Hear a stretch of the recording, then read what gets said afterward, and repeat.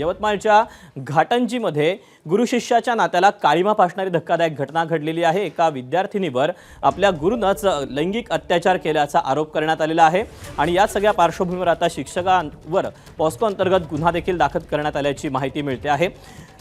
मुख्याध्यापकांनी रात्री या विद्यार्थिनीला बोलावलं आणि गाडीत अत्याचार केल्याची तक्रार या पीडित विद्यार्थिनीने केली। तसंच या आधी देखील शाळेतील डिजिटल खोलीत अत्याचार झाल्याचा आरोप या विद्यार्थिनीने केला आहे।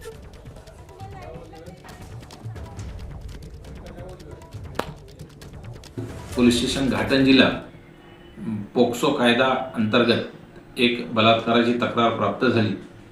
सदरची तक्रार तालुक्यातील एका शाळेतील 7व्या वर्गात शिकणाऱ्या विद्यार्थिनीकडून प्राप्त झाली आणि सदरची तक्रार प्राप्त होताच आम्ही या तक्रारीमधील जो आरोपी आहे मुख्याध्यापक त्याला तात्काळ अटक केलेली आहे आणि गुन्ह्याचा पुढील आणि बुलेटिनच्या शेवट आपण करणार आहोत आज पीसीआर मधून पीसीआरच्या टीम सोबतच या महाराष्ट्र देशामध्ये वेळ झाली इथेच थांबायची।